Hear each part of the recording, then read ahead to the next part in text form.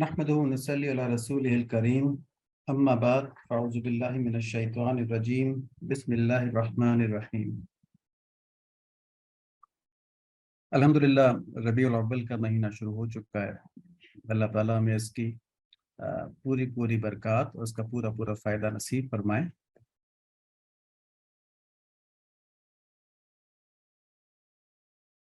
ایک چیز جو ہمیں ہمیشہ اپنے سامنے رکھنی چاہیے، آج عامر جواد صاحب نے ایک بڑی خوبصورت بات کی کہ مسلمان ہمیشہ ڈیوٹی پر ہوتا ہے۔ تو ڈیوٹی کے اندر ظاہر ہے آدمی کے فرائض ہوتے ہیں، آدمی کو معلوم ہوتا ہے کہ آج میں نے کہاں سے شروع ہونا ہے اور کہاں تک جانا ہے، کیا کیا میری ذمہ داریاں ہیں، کیا کیا کام میں نے کرنے ہیں۔ تو اس کے لیے اس کو اپنی ڈیوٹی کے آبجیکٹیوز معلوم ہونے چاہیے۔ تو یہ ہمارا مقصد حیات ہے، ہمارے زندگی کے آبجیکٹیوز کیا ہیں، اور وہ یہی ہے کہ ہم اللہ تعالیٰ کی معرفت اور عبادت حاصل کریں۔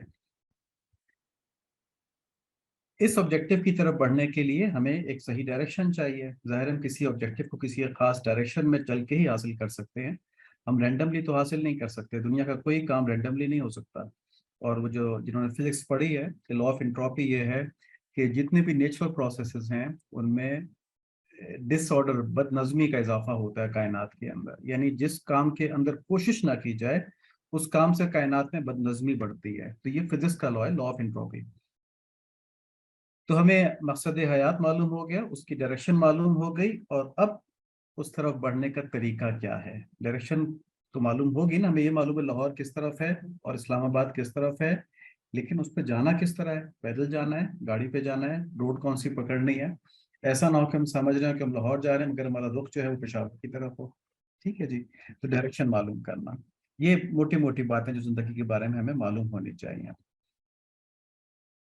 دیکھیں، مسلمانوں کا ایک خاص مقام ہے۔ خاص مقام کیا ہے کہ اس وقت دنیا کے اندر صرف ایک جماعت ہے جو کہ اللہ پہ اور ان کے رسول پر ایمان لائی ہے اور یقین رکھتی ہے۔ تو جس دور میں بھی جس نبی کی بھی نبوت جاری تھی، اس وقت کے لوگ جو اللہ پہ اور اس نبی کے اوپر ایمان رکھتے تھے وہ اس وقت کے مسلمان تھے۔ اور اس وقت میں ہم مسلمان ہیں، اور دو ہی قومیں قرآن شریف کے اندر بتائی گئی ہیں، ایک مسلمان اور ایک کافر۔ تیسری کوئی قوم نہیں۔ کافروں کی مختلف قسمیں ہیں، مشرکین ہیں، اہل کتاب ہیں، اور ایتھیسٹ ہیں، یعنی جو کسی خدا پہ یقین نہیں کرتے۔ ٹھیک ہے، وہ مختلف قسمیں ہیں، لیکن ہیں سب کے سب کافر، کیونکہ کفر یا کافر کا مطلب ہے انکار کرنے والا۔ کفر انکار، تو جس نے اللہ اور اس کے رسول کا انکار کر دیا وہ کافر ہو گیا۔ ٹھیک ہے، وہ بے شک سارے اعمال وہی کرے جو شریعت کے مطابق ہیں، لیکن اگر اللہ کو یا ان کے رسول کو نہیں مانتا تو پھر وہ کافر ہو گیا۔ جیسے اہل کتاب جو اللہ تعالیٰ کو تو مانتے ہیں لیکن نبی صلی اللہ علیہ وآلہ وسلم کو نہیں مانتے، جو اس دور کے نبی ہیں، تو وہ کافر ہو گئے۔ تو ہم مسلمان وہ واحد قوم ہیں جن کے پاس ایمان ہے اللہ پر اور ان کے رسول پر۔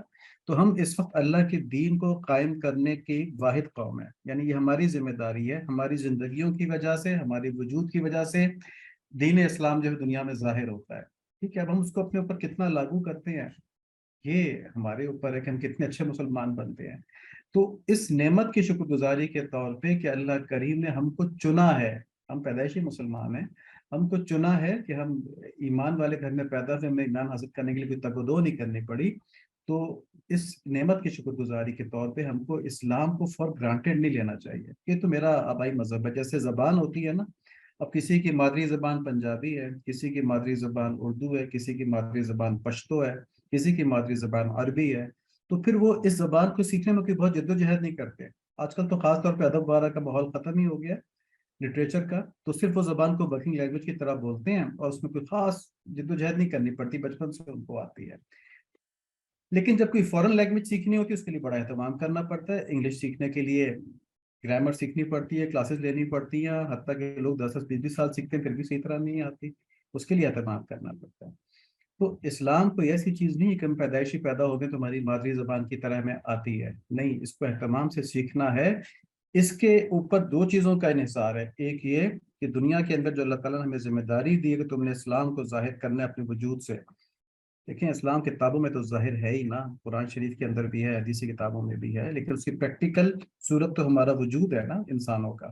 تو ایک تو ذمہ داری یہ پوری کرنی ہے، اس کے لیے سیکھنا پڑے گا، اور دوسرا ہمارا آخرت کا کامیاب ہونا یا دوزخ میں جانا، اللہ محفوظ فرمائے، یہ بھی ہماری اسی اہتمام کے اوپر منحصر ہے۔ تو نٹ شیل میں کیا ہوا کہ اسلام سیکھنا ہے اہتمام کے ساتھ ضروری ہے، چلتے پھرتے نہیں کہ چلو کسی نے کچھ بتا دیا، کسی نے کچھ بتا دیا، جو بات دل میں آئی وہ سمجھ لی، وہ مان لی، جو بات دل میں نہیں آئی اس پہ تحقیق کوئی نہیں کی، کہا نہیں بس یہ ایسی مولویوں نے بنائی ہوئی ہیں باتیں۔ بہت اہتمام کرنا ہے اس میں، اللہ تعالیٰ میں نصیب فرما دیں۔ اور یہ ہمارا پروگرام اسی اہتمام کی ادنا سی کوشش ہے، اس سے بہت زیادہ چاہیے لیکن ہمارا صرف کوشش یہ ہے ہماری کہ دین سے اتنا تعلق پیدا ہو جائے، اس ووکیبلری سے اتنا آدمی کو مناسبت ہو جائے، فیملیئرٹی ہو جائے کہ آدمی جب کتابیں پڑھے، جب اس کے پاس فارغ اوقات ہوں، جب اس کو ضرورت محسوس ہو تو وہ دین کے اندر تحقیق کر سکے اور سمجھ سکے۔ آج ایک اور بات بہت اہم ہے، وہ یہ ہے کہ درود شریف یہ ایک باقاعدہ کام ہے، ٹھیک ہے جی، اس کو یہ نہ سمجھیں کہ برکت کے لیے پڑھ لیا، بس چلتے پھرتے پڑھ لیا۔ درود شریف ایک باقاعدہ عبادت ہے، اور ایسی عبادت ہے جس کا حکم اللہ تعالیٰ قرآن شریف میں دے رہے ہیں، ٹھیک ہے جی۔ اور کیا حکم دے رہے ہیں؟ ان اللہ و ملائکتہ یصلون علی النبی یا ایھا الذین آمنوا صلوا علیہ وسلموا تسلیما، کہ ایمان والو نبی صلی اللہ علیہ وآلہ وسلم پر درود شریف بھیجتے رہا کرو، بھیجتے رہا کرو۔ ایک بزرگ فرماتے ہیں کہ یہ جو ہم نے درود شریف کے اوپر کافی تفصیلی بات کی، اس کے فضائل کے اوپر کافی باتیں ہو چکی ہیں کہ اس کے کم مطلب دیکھیں نا، ایک بہت بڑی فضیلت تو یہ کہ جو شخص درود شریف پڑھتا ہے اللہ تعالیٰ اس کے 10 گناہ معاف فرما دیتے ہیں، 10 درجات بلند فرما دیتے ہیں، اور اس کے اوپر 10 مرتبہ اپنی رحمتیں یا درود بھیجتے ہیں ایک دفعہ درود شریف پڑھنے پہ۔ اور بھی بہت ساری اس کی فضیلتیں ہیں، نبی صلی اللہ علیہ وآلہ وسلم کا قرب حاصل ہوتا ہے، وہ بھی آخرت میں جہاں بہت زیادہ ضرورت ہوگی، وہاں پہ جب لوگ ایک ایک نیکی کو ترس رہے ہوں گے، یہ درود شریف کی کثرت جو ہے نبی صلی اللہ علیہ وآلہ وسلم کے قریب کر دے گی، نبی صلی اللہ علیہ وآلہ وسلم کی شفاعت کا مستحق بنا دے گی، ٹھیک ہے۔ حدیث شریف ہے کہ تم میں سے روز حشر مجھ سے زیادہ قریب وہ ہوگا اور زیادہ حقدار، اس کا زیادہ حق میرے اوپر ہوگا جو درود شریف کثرت سے پڑھتا ہوگا۔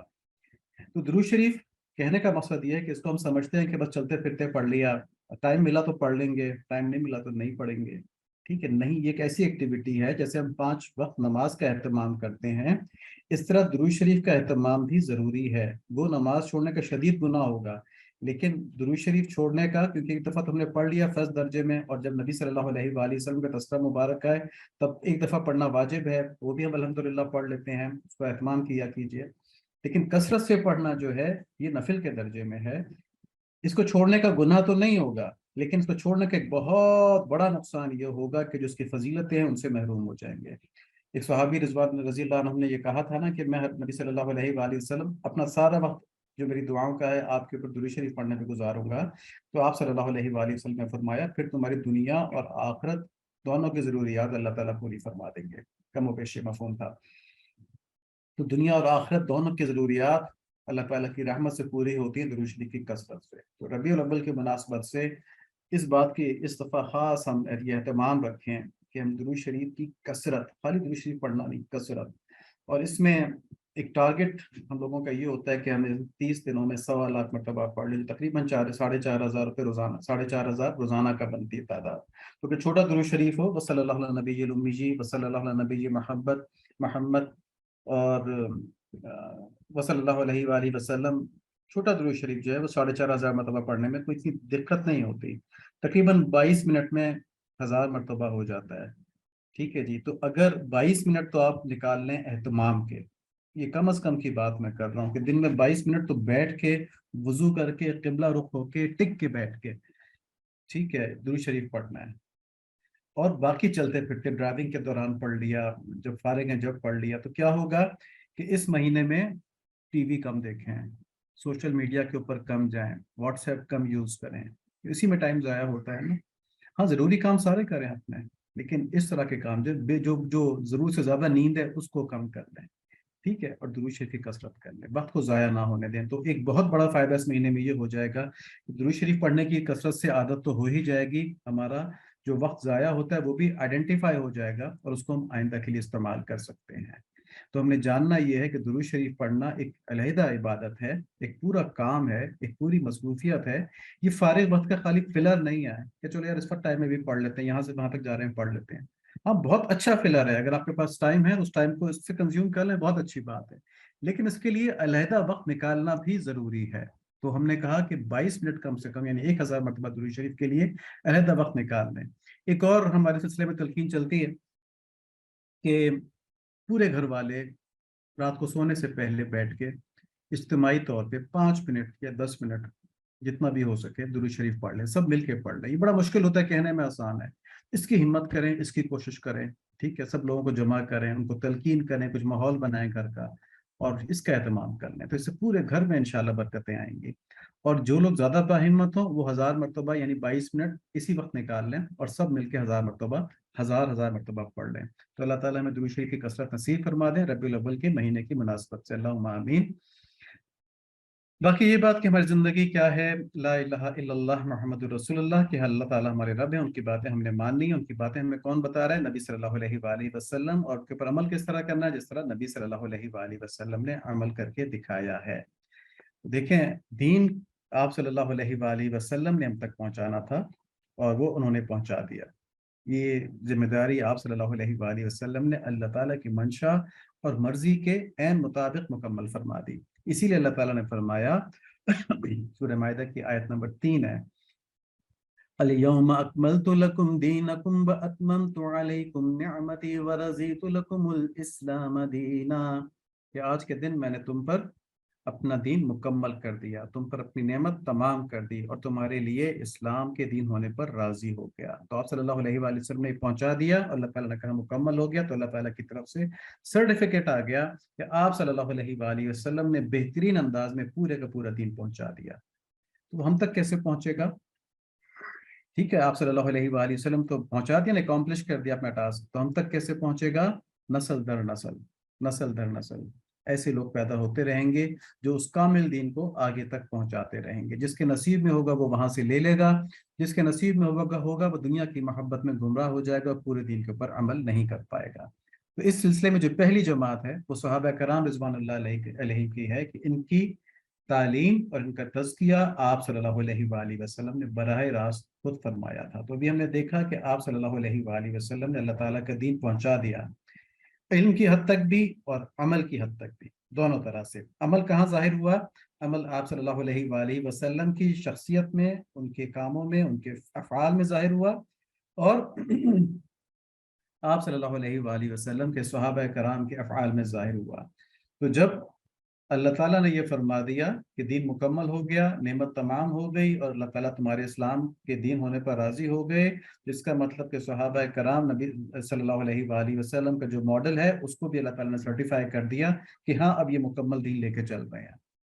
और इस जमात के इखलास की तारीफ कुरान और हदीस दोनों में है, क्योंकि ये वो जमात है जिसने के दीन को नबी सल्लल्लाहु अलैहि वसल्लम से लेकर आगे पहुंचाया। और इस जमात से काटने की कोशिश शैतान करता है, क्योंकि अगर इस जमात से आदमी कट जाए तो जाहिर है फिर दीन तो नहीं ले पाएगा। ठीक है जी। हमारे बुजुर्ग फरमाते हैं कि सहाबा कराम के 3 तबकात बनाए जा सकते हैं। एक अहले बैत हैं, एक खुलफाए राशिदीन है, उम्महातुल मोमिनीन है, और एक दीगर असहाबा कराम है जिनमें खुलफाए राशिदीन सबसे ऊपर हैं।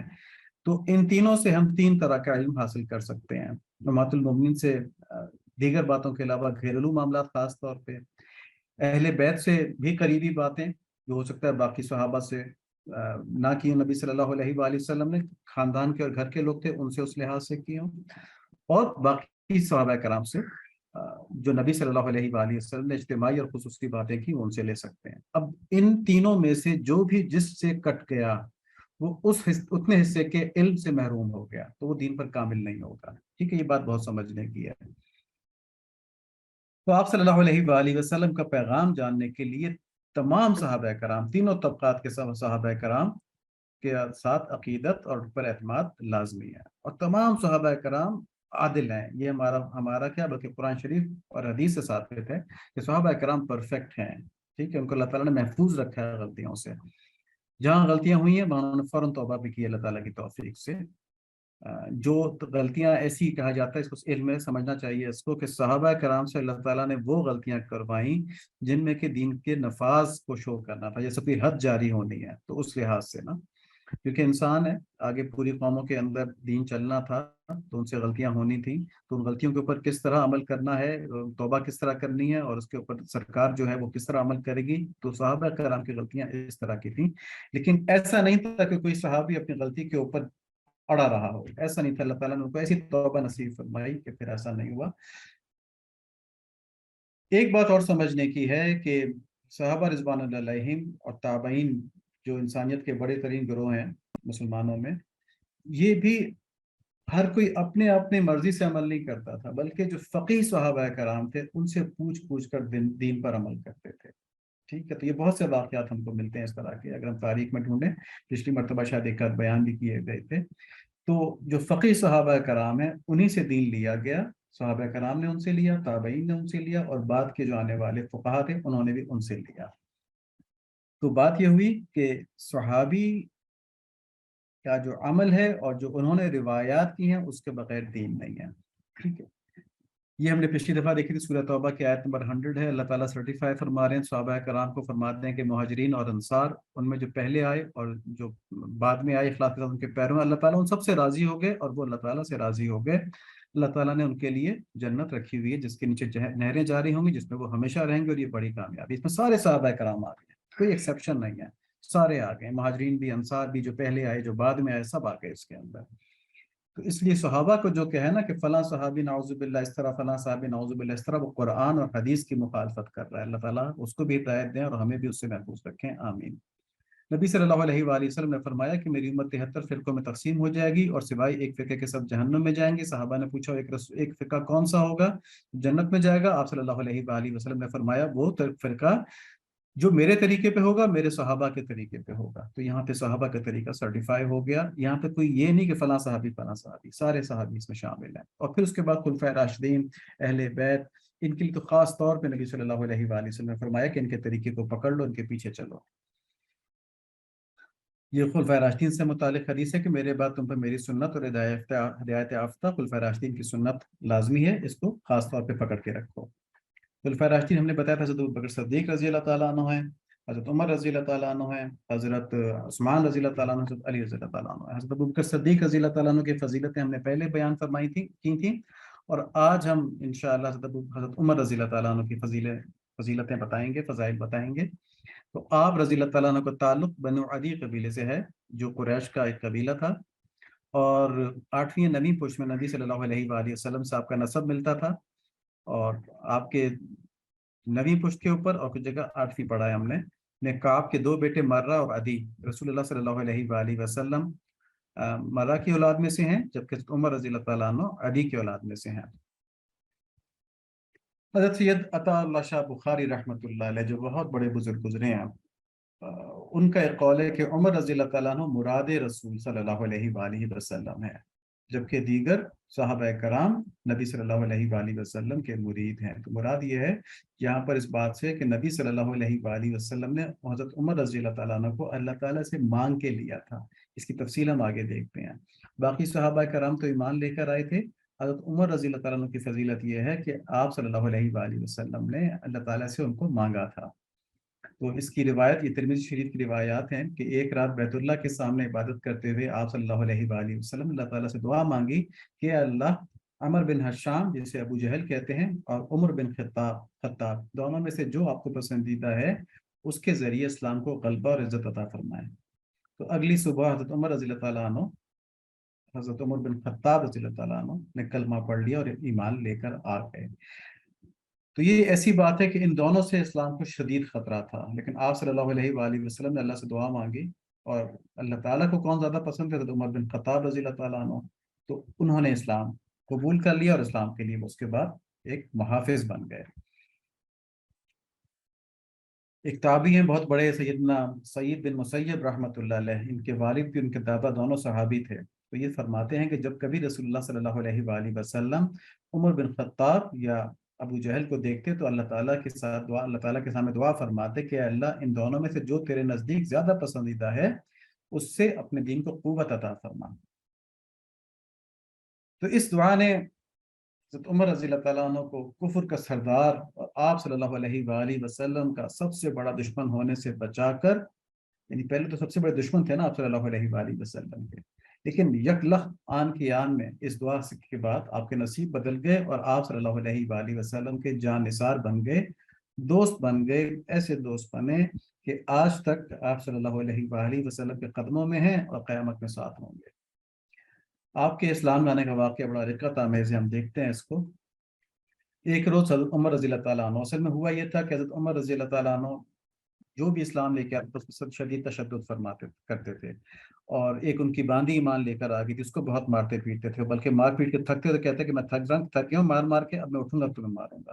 اور یہ مارنا کوئی معمولی بات نہیں ہوتی، ہم لوگ تو یہ باتیں سن لیتے ہیں نا خالی، اس وقت لوگوں نے بڑی قربانی کی تھی، یعنی بھونسوں سے مکوں سے مارنا پیٹنا، جاں بلب کر دینا، ٹھیک ہے، اور اس کے بعد بھی لوگ یہ کہتے تھے کہ ہم نے ایمان نہیں چھوڑنا، جو مرضی کر لیں، تو غلام تھے، باندی تھی وہ تو ان کو پھر ایک دفعہ تمہیں تعالیٰ کو یہ خیال آیا کہ بھئی یہ کیسا ہے کہ کوئی چھوٹے نہیں جو اس میں داخل ہو جاتا ہے، چلو جا کے اس ایمان کے جو نبی ہیں انہی کا کام تمام کر دو، نعوذ باللہ۔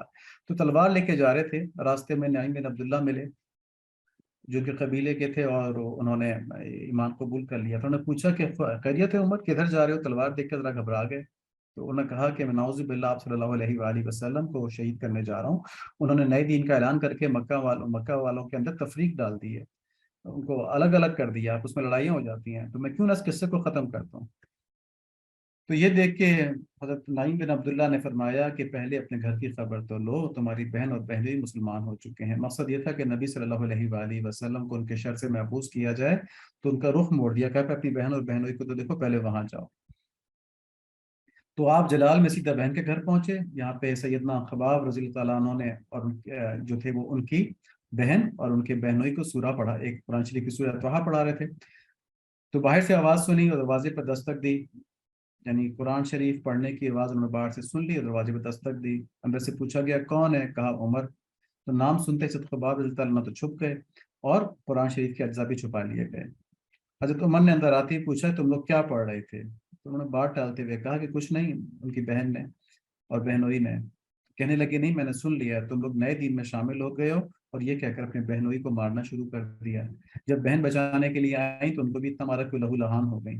آخر میں بہن نے اسی حالت میں پٹتے ہوئے، جب خون بہ رہا تھا ان کا اور ان کے میاں بھی شدید زخمی ہو چکے تھے، کہا کہ عمر جو دل میں آئے کر لو، مگر اسلام اب اس دل سے نہیں نکل سکتا۔ اللہ تعالیٰ ہم کو بھی ان لوگوں کی برکت سے نبی صلی اللہ علیہ وآلہ وسلم کے طفیل میں ایسا کامل ذوق و شوق اور محبت والا ایمان اور اسلام نصیب فرمائے، اللہم آمین۔ سب اس پہ آمین کہتے ہیں، اللہ تعالیٰ دعائیں قبول فرمانے والے ہیں، اللہم آمین۔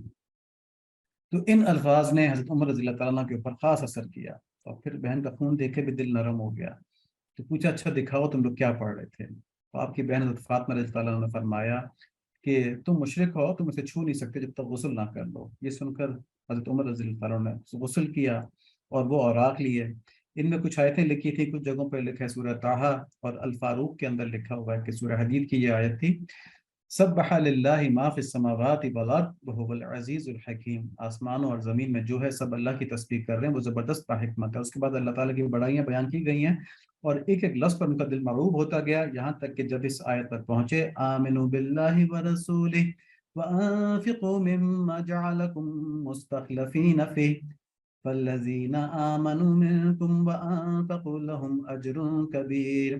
اللہ پر اور اس کے رسول صلی اللہ علیہ وآلہ وسلم پر ایمان لے آؤ، اور اس مال میں سے خرچ کرو جس میں اللہ تعالیٰ نے تمہیں دوسروں کا جانشین بنایا ہے، بس تم میں سے جو ایمان لائیں اور خیرات کریں انہیں بڑا ثواب ملے گا۔ تو اس آیت پر پہنچے تو بے اختیار پکار اٹھے، اشہد ان لا الہ الا اللہ واشہد ان محمدا عبدہ ورسولہ۔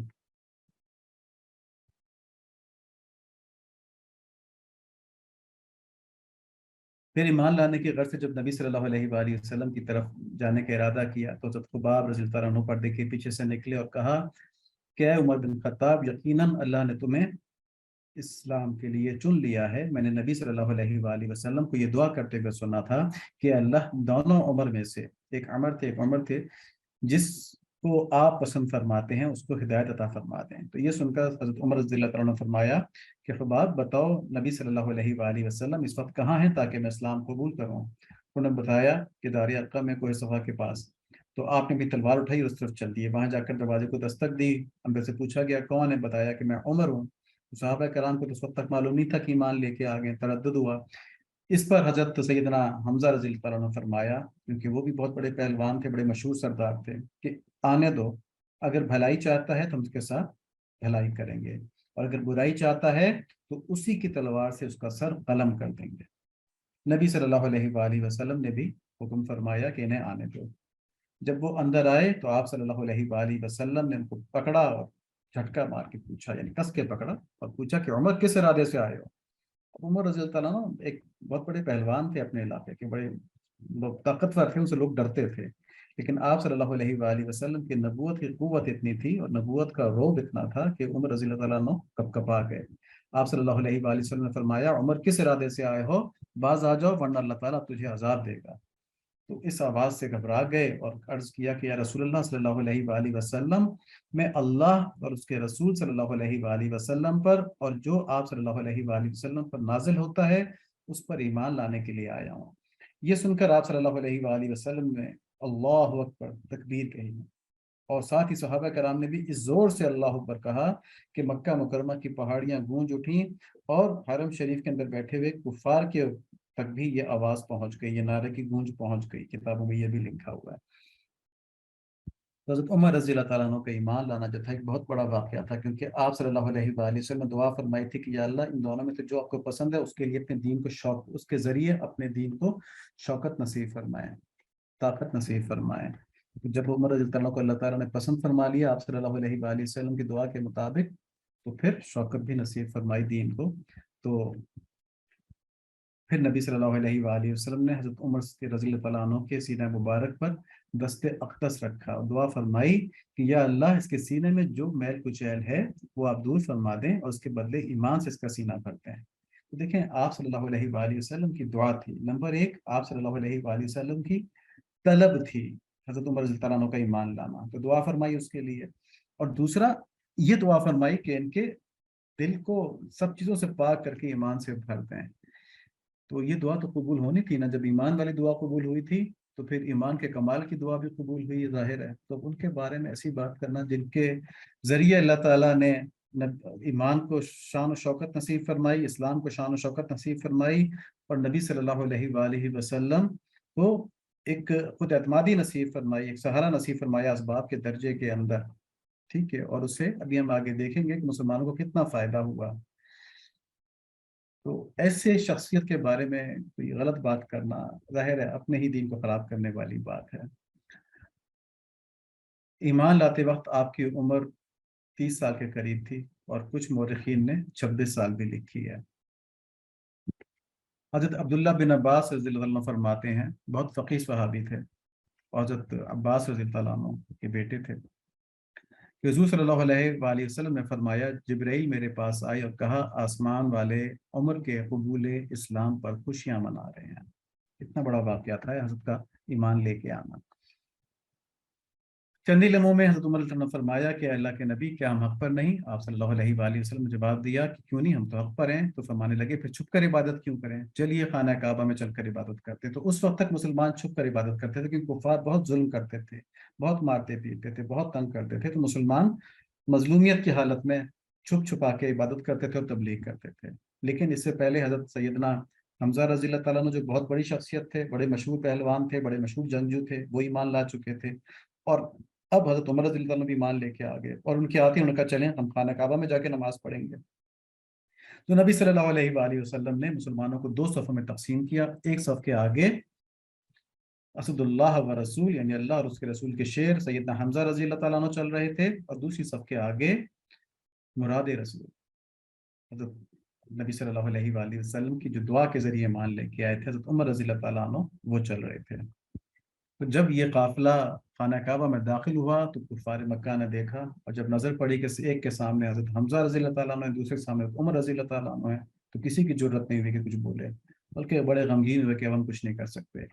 تو اس دن سے مسلمانوں کے لیے تبلیغ کے دین میں آسانی پیدا ہوئی، اور یہی وہ دن تھا جب نبی صلی اللہ علیہ وآلہ وسلم نے فرمایا کہ اللہ تعالیٰ نے سچ کو عمر کے قلب اور زبان پر جاری کر دیا ہے، اور وہ فاروق ہیں، اور اللہ تعالیٰ نے ان کے ذریعے حق اور باطل میں فرق کر دیا ہے۔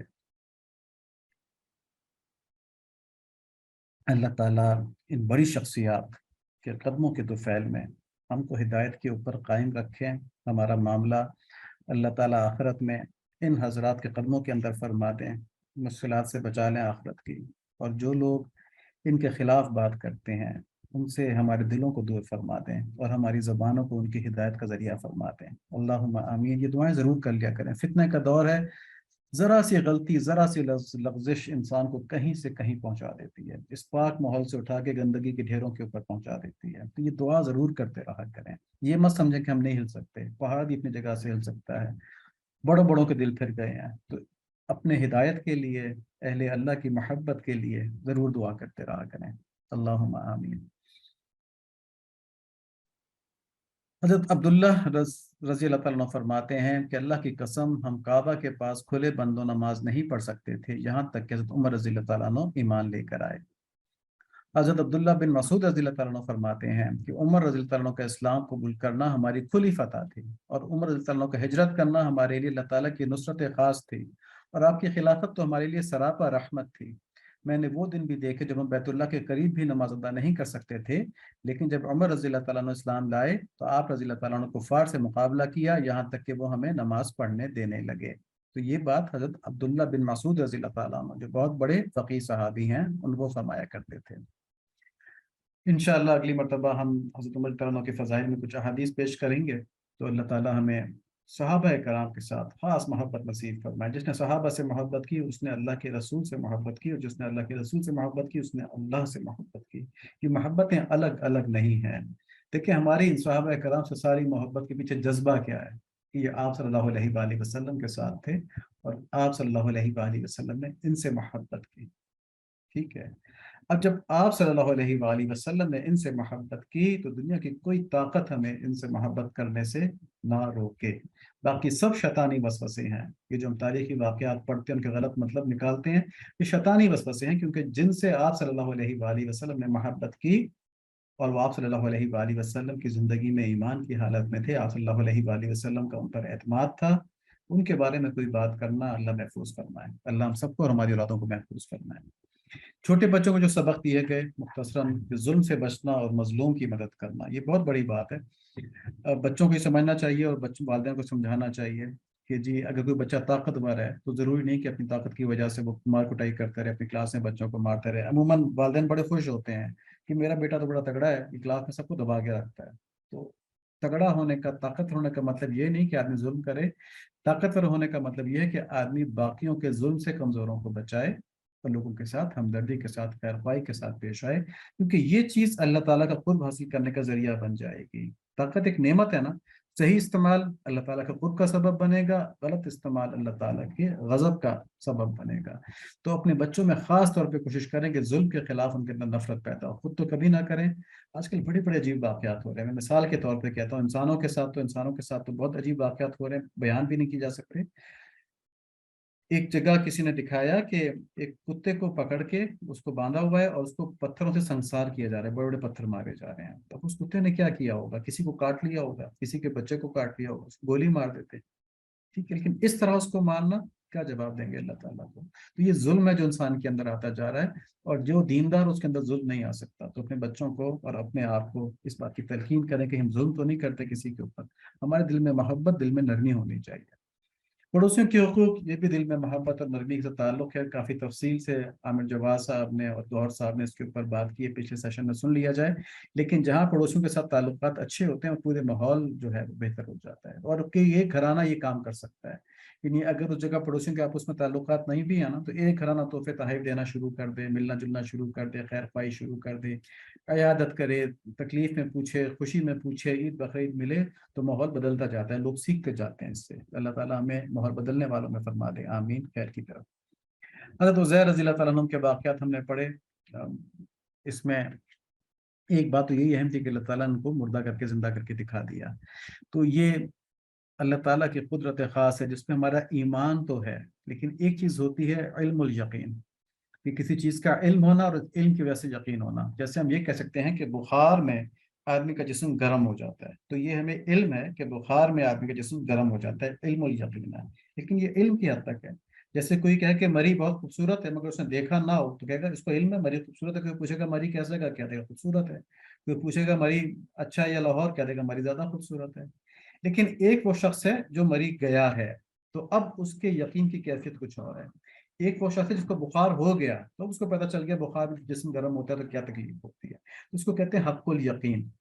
تو حضرت عزیر علیہ السلام کو اللہ تعالیٰ نے موت دی اور موت کے بعد زندہ کیا، 100 سال بعد زندہ کیا، تو ان کو اس سے حق الیقین حاصل ہو گیا۔ علم الیقین ان کو پہلے بھی تھا، ایمان تو ان کا پہلے بھی تھا، لیکن اللہ تعالیٰ نے کچھ لوگوں کو ایسا کر کے دکھایا حق الیقین۔ حضرت ابراہیم علیہ السلام کو پرندے کاٹ کے تقسیم کر کے اور پھر دوبارہ جوڑ کے زندہ کر کے دکھائے تھے، ان کو بھی حق الیقین حاصل ہو گیا تھا۔ لیکن ان واقعات سے ہم لوگوں کے لیے جو بعد میں لوگ آئے ہیں ان کا بھی علم الیقین زیادہ مستند ہو جاتا ہے، زیادہ وہ ہو جاتا ہے کہ ہاں اللہ تعالیٰ نے اس دنیا میں بھی یہ کر کے دکھا دیا ہے۔ ٹھیک ہے، صرف یہ نہیں کہ آخرت میں کریں گے یہ واقعہ جو مستقبل میں ہونا ہے، بلکہ اللہ تعالیٰ جب چاہیں یہ کر سکتے ہیں، دنیا میں بھی کر کے دکھا دیا ہے۔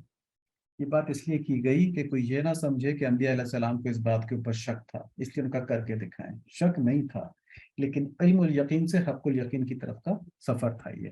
اللہ تعالیٰ ہمارے سمجھ کے اندر پاکیزگی رکھیں، اللہم آمین۔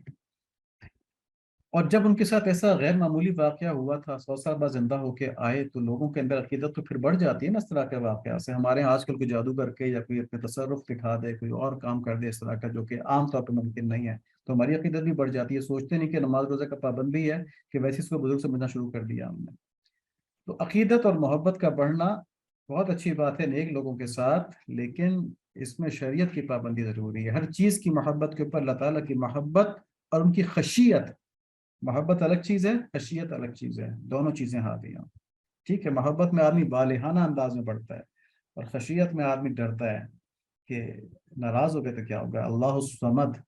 ٹھیک ہے، تو اللہ تعالیٰ کی ناراضگی سے بھی ڈرنا چاہیے اور پھر محبت بھی ایسی رکھنی چاہیے کہ یا اللہ ہیں تو ایسی کہ کسی قابل بھی نہیں ہے، کہیں کے بھی نہیں ہے، کوئی بھی چیز ہمیں دوزخ سے نہیں بچا سکتی، ہاں مگر آپ کی ذات مبارکہ ایسی ہے کہ ہم نا امید بھی نہیں ہیں، ہمیں پوری امید ہے کہ آپ ہمیں ایسے اعمال نصیب فرمائیں گے کہ ہم جنت میں چلے جائیں۔ تو کسی کی محبت میں دین کو پیچھے نہیں چھوڑنا چاہیے۔ ہمارے بہت سے ساتھی، بہت سے تو خیر نہیں لیکن کچھ ساتھی مسلمان ہوتے ہیں لیکن نبی صلی اللہ علیہ وآلہ وسلم کی محبت میں ایسی چیزیں نبی صلی اللہ علیہ وآلہ وسلم کے ساتھ وابستہ کر دیتے ہیں جس سے کہ عقیدے کے اوپر فرق پڑتا ہے۔ جیسے ایک جگہ کسی صاحب نے ایک ویڈیو اپلوڈ کی ہوئی ہے جس میں وہ کہتے ہیں کہ نبی صلی اللہ علیہ وآلہ وسلم کو اللہ تعالیٰ نے یہ اختیار دیا تھا کہ جس کو چاہیں جنت میں ڈالیں، جس کو چاہیں دوزخ میں ڈالیں۔ ٹھیک ہے، تو یہ اختیار تو اللہ تعالیٰ نے کسی کو نہیں دیا۔ اگر یہ اختیار کسی کو دیا ہوتا تو حضرت ابو طالب ایمان لے کے آ جاتے ہیں۔ نبی صلی اللہ علیہ وآلہ وسلم کی بڑی شدید خواہش تھی اور میں بڑی تفصیل سے بات بھی کی ہے اس کے اوپر، تو وہ ایمان لے کے نہیں آئے، اور اللہ تعالیٰ نے اس ایک واقعے سے یہی دکھایا، اسی چیز کو نگیٹ کیا کہ جس طرح پہلے والی قوموں نے اپنے انبیاء کو خدا کے درجے تک پہنچا دیا تھا، تو مسلمان اس واقعے کی وجہ سے اس قسم کے غلو سے، اس قسم کے ایگزیجریشن سے محفوظ ہو گئے کہ اپنے نبی صلی اللہ علیہ وآلہ وسلم کو خدائی طاقتوں کے ساتھ شریک سمجھنا شروع کر دیں۔ کیونکہ حضرت ابو طالب کا واقعہ بڑا ایکسیپشنل ہے۔ حضرت ابو طالب خود ایمان لے کر نہیں آئے تھے، لیکن دونوں بیٹوں حضرت علی رضی اللہ عنہ کو کہا کہ تم ان کے ساتھ رہو، یہ تمہیں خیر کی طرف بلاتے ہیں۔ حضرت جعفر رضی اللہ عنہ کو کہا کہ تم اپنے بھائی کے ساتھ نبی صلی اللہ علیہ وسلم کے اوپر ایمان لے کر آؤ، یہ تمہیں صحیح طرف بلاتے ہیں۔ تو ان دو باتوں سے کیا ثابت ہوا کہ حضرت ابو طالب نبی صلی اللہ علیہ وآلہ وسلم کو سچا رسول مانتے تھے، اور محبت ایک تو عقل کے ذریعے ہو گیا نا، عقل کے ذریعے سچا رسول مانتے تھے، اور محبت کتنی تھی، کہا کہ میں ایمان تو لے کر نہیں آؤں گا لیکن آپ کو کوئی نقصان نہیں پہنچا سکتا، آپ اپنی تبلیغ کیے جائیں۔ اور پھر اس کو ایسا نبھایا کہ پورا خاندان جو تھا وہ شعیب ابی طالب کے اندر، اس وادی کے اندر قید کر دیا گیا، بھوکے رہے، سب کچھ رہا لیکن لغزش نہیں آئی۔ تو محبت اتنی تھی، لیکن عقل بھی تھی، محبت بھی تھی، جذبات بھی تھے، ایمان لے کر نہیں آئے کہ قریش مجھے بعد میں کہیں گے کہ میں ایمان لے کر آ گیا، ایمان سے محروم رہے۔ تو یہ بہت عجیب واقعہ ہے کہ آپ صلی اللہ علیہ وآلہ وسلم چاہتے بھی تھے، دعا بھی فرمائی، اور ان کے پاس سب کچھ تھا بھی ایمان لانے کے لیے، پھر بھی نہیں لائے۔ تو یہ واقعہ ہمیں صرف یہ بتانے کے لیے ہے، بہت سی حکمتوں کے علاوہ اس میں ایک بڑی بظاہر حکمت یہ ہے کہ نبی علیہ الصلوۃ والسلام کی محبت میں اتنا نہ بڑھ جائیں کہ اللہ تعالیٰ کے ساتھ ان کو شریک کرنا شروع کر دیں۔ تو یہ بہت ضروری ہے سمجھنا۔ اللہ تعالیٰ ہماری مدد فرمائے۔ تعلق مع اللہ کے اندر ہم نے بہت سی باتیں پہلے بتائی ہیں، درود شریف کے اوپر اس مہینہ خاص کوشش کر اللہ تعالیٰ قریب کرتا ہے۔ ایک اور چیز جو زکوٰۃ کا ہم نے سلسلہ شروع کرنے لگے ہیں، اس میں انفاق فی سبیل اللہ، اللہ تعالیٰ کے راستے میں خرچ کرنا، اس کے اوپر بات چیت ہے۔ تو اس میں سورہ آل عمران کے اندر آیت نمبر 180 ہے جس میں اللہ تعالیٰ فرماتے ہیں کہ جنہیں اللہ تعالیٰ نے اپنے فضل سے مال دے رکھا ہے وہ اس میں اپنی کنجوسی کو اپنے لیے بہتر خیال نہ کریں، یعنی یہ نہ سوچیں کہ میں پیسے بچا بچا کے رکھا ہوں، میں خرچ نہیں کر رہا، میں زیادہ امیر ہوتا جا رہا ہوں، تو زیادہ امیر ہونے کو نا اپنے خیال میں بہتر نہ سمجھیں، بلکہ ان کے لیے یہ بدتر ہے۔ ان قریب قیامت والے دن یہ اپنی کنجوسی کی چیز کے توق یہ اپنی کنجوسی کی چیز کے توق میں ڈالے جائیں گے۔ آسمانوں اور زمین کی میراث اللہ ہی کے لیے ہے، اور جو کچھ تم کر رہے ہو اس سے اللہ تعالیٰ ہی آگے ہے۔ یہاں پہ جو آخری جملہ ہے نا کہ آسمان اور زمین کی میراث اللہ تعالیٰ ہی کے لیے، سو خاص طور پہ نوٹ کریں، ہم ایک اور آیت دیکھتے ہیں پھر اس کا مطلب نکالتے ہیں۔ سورہ حدید کی آیت نمبر 10 ہے، اس کا ایک حصہ ہے کہ تمہیں کیا ہو گیا ہے جو تم اللہ کے راستے میں خرچ نہیں کرتے، دراصل آسمانوں اور زمین کی میراث کا مالک تنہا اللہ تعالیٰ ہی ہے۔ تو یہاں اللہ تعالیٰ یہ بتا رہے ہیں کہ آسمانوں اور زمین میں تم جو کچھ بھی چھوڑ جاتے ہو نا، وہ کس کے لیے، کس کے پاس جاتا ہے؟ وہ اللہ تعالیٰ کے پاس جاتا ہے۔ وہ کہاں سے آیا تھا؟ وہ اللہ تعالیٰ کی طرف سے آیا تھا۔ تو اصل مالک ان سب چیزوں کے، سارے مال کے، ساری نعمتوں کے اصل مالک اللہ تعالیٰ ہیں۔ تمہارے پاس یہ چیزیں امانتاً رکھوائی ہوئی ہیں، تم کو اللہ تعالیٰ کہتے ہیں اس میں سے اپنے پر بھی خرچ کرو اور لوگوں پہ بھی خرچ کرو۔ اب کیا ہوتا ہے، آدمی کیوں نہیں خرچ کرتا اللہ تعالیٰ کے راستے میں؟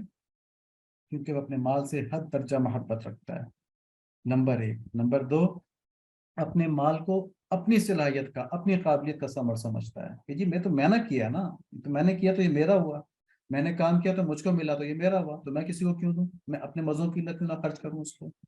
وہ اپنے مال کو اپنی ملکیت سمجھتا ہے، اللہ تعالیٰ کی طرف سے امانت نہیں سمجھتا۔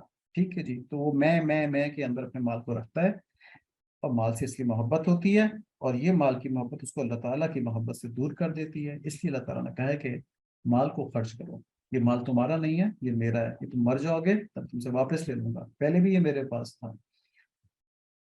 قبر میں تو نہیں جا سکتا نا مال، چاہے قبر سنگ مرمر کی بنوا لیں، لیکن وہ مردے کے ساتھ نہیں جا سکتا سنگ مرمر۔ ٹھیک ہے، مردے کی حالت پھر اللہ تعالیٰ کے ہاتھ میں ہے، جو چاہے کریں اس کے ساتھ، تو مال یہیں رہ گیا۔ تو اس کے اندر تفصیل بھی ہے، اللہ تعالیٰ اپنے مال کو اللہ تعالیٰ کی رضا کے لیے خرچ کرنے کی ترغیب دیتے ہیں۔ سورہ بقرہ کے اندر کی ہم نے کچھ آیتیں نکالی ہیں، آپ دیکھیں۔ متقین کی نشانی میں اللہ تعالیٰ فرماتے ہیں یہ وہ لوگ ہیں جو غیب پر ایمان لائے اور نماز کو قائم کرتے ہیں اور ہمارے دیے ہوئے مال میں سے خرچ کرتے ہیں، ہمارے دیے ہوئے مال میں سے خرچ کرتے ہیں، یہ نہیں کہ اپنے کمائے ہوئے مال میں سے خرچ کرتے ہیں۔ ہمارا کمانا کچھ نہیں ہے، بہت بڑے بڑے قابل لوگ فاقوں مر رہے ہیں، اور بہت نااہل جاہل لوگ جو ہیں وہ لاکھ پتی، کروڑ پتی، ارب پتی بنے ہوئے ہیں۔ اللہ تعالیٰ کی راہ میں خرچ کرو اور اپنے ہاتھوں ہلاکت میں نہ پڑو، اور سلوک و احسان کرو، اللہ تعالیٰ احسان کرنے والوں کو دوست کرتا ہے، رکھتا ہے۔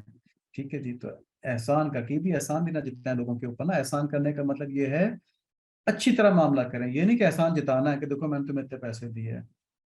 بعض جگہ پہ دیکھا گیا ہے کہ جو لوگ زکوٰۃ دیتے ہیں، زکوٰۃ تو فرض صدقہ ہے نا، تو زکوٰۃ دینا تو اپنے اوپر سے ذمہ داری اتارنا ہے، کسی پہ احسان ویسے ہی نہیں ہے، بلکہ جو آپ سے لے رہا ہے اس کا احسان ہے کہ اس نے آپ کو مشکل سے بچا لیا، ورنہ ڈھونڈ کے کہیں اور پہنچانا پڑتا مستحق تک۔